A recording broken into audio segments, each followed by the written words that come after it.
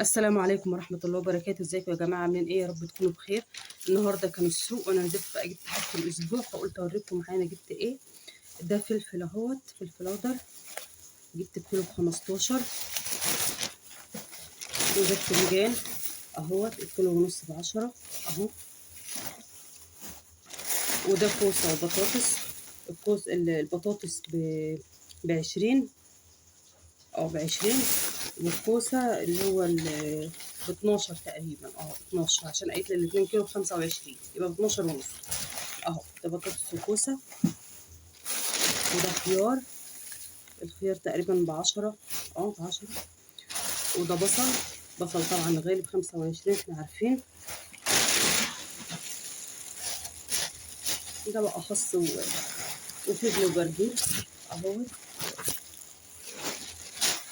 ده طعمية للفطار.